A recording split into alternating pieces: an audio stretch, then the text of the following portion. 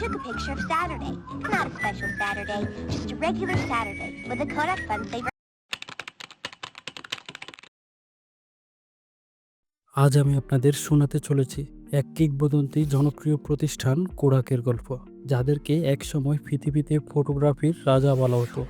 কল্পনা করুন তো, আজ যদি আমরা একটি ক্যামেরার কথা ভাবি, আমাদের মাথায় আসে নিকন, ক্যানন কিংবা সোনির মতো বড় বড় কোম্পানির নাম, কিন্তু আমরা অনেকেই কোডাকের নামও জানি না। সময়টা 1880 সাল। এক তরুণ উদ্যোক্তা জর্জ ইস্টম্যানের হাত ধরে কোডাকের পথযাত্রা শুরু হয়। এক সময় সারা বিশ্বের ক্যামেরা মার্কেটে 85% ক্যামেরার মার্কেট কোডাকের দখলে ছিল। 1990 সালের দিকে কোডাক বাজারে নিয়ে আসে একটি নতুন ক্যামেরা, যা কোডাক ব্রাউনি নামে পরিচিত ছিল। তখনকার সময় তাদের একটি স্লোগান ছিল, you press the button, we do the rest, অর্থাৎ আপনি শুধু বোতাম চাপুন, বাকি কাজ আমাদের।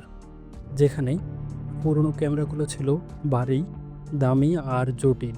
ছবি তোলার জন্য বিশেষ ট্রেনিংয়ের প্রয়োজন হতো, আর ছবি ডেভেলপ করতে হতো কেমিক্যাল প্রক্রিয়ার মাধ্যমে। কিন্তু ব্রাউনি সব কিছু বদলে দেয়।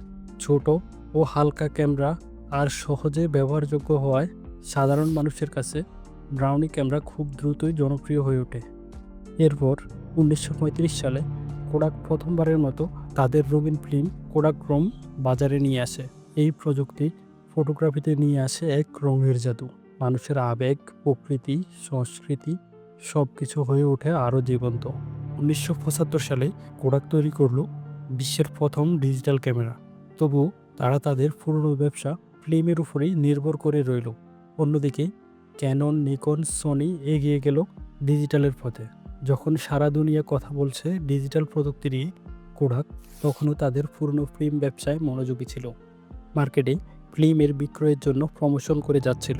তাদের ডিজিটাল ক্যামেরা থাকার সত্ত্বেও ক্যামেরার প্রযুক্তি উন্নয়ন, প্রমোশন কোনো কিছু নিয়েই মাথা ঘামাচ্ছিল না। আর তাদের এই ভুল সিদ্ধান্তের ফল দাঁড়ায় ভয়াবহ। 2000 সালের পর ডিএসএলআর ক্যামেরার দাপটে মার্কেটে কোডাকের দখল কমতে কমতে একসময় 2012 সালে কোডাক তাদেরকে দেউলিয়া ঘোষণা করে। তবে গল্প এখানেই শেষ নয়। আজও কোডাক চেষ্টা করছে নিজেদেরকে নতুন করে করতে। নতুন প্রযুক্তি, প্রিন্টিং সলিউশন আর সৃজনশীলতায় তারা ফিরতে চায় সেই পুরনো গৌরবে।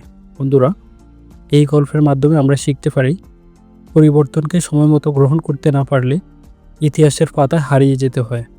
ভিডিওটি ভালো লাগলে লাইক দিন, কমেন্টে জানান পরের বার কোন কোম্পানির গল্প শুনতে চান, আর অবশ্যই সাবস্ক্রাইব করতে ভুলবেন না। শুভকামনা সবাইকে।